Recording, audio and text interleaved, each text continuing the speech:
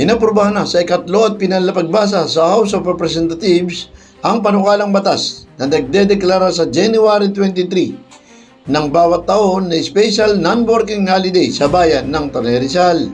House Bill number 671.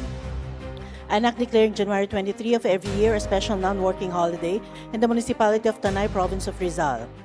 With 223 members voting in the affirmative, 0 in the negative and 1 abstention, House Bill numbers 671 hereby approved on third and final reading.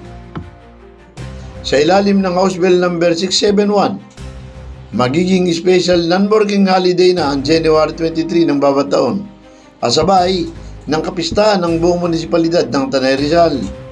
Sa ilalim ng panukala, kikilalanin ang naturang petsa bilang bahagi ng pagpapahalaga sa kapistahan ng San Ildefonso de Toledo, ang patron saint ng bayan ng Tanay.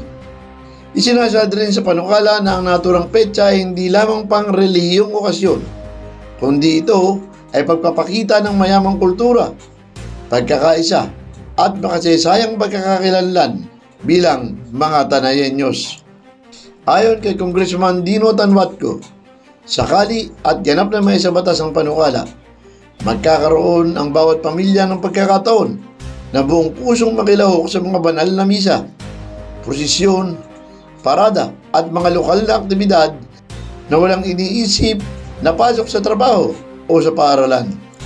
Ito rin umano ay magandang pagkakataon upang isulong at patuloy na ipakilala at mapagyaman pa ang produkto, sining at mayamang kultura, makakapagpalakas palalo sa turismo na magpapasigla naman sa ekonomiya ng bayan. Samantala, nagpaabot naman ng taos-pusong pasasalamat si Tanwatco sa kanyang mga kadistrito at mga kasamahan sa Kamara sa patuloy na panalangin at pagsuporta.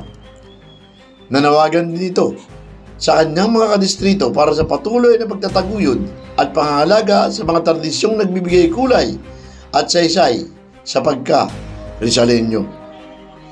Felix Tambongco, The Observer News, DWRB 103.9 News FM.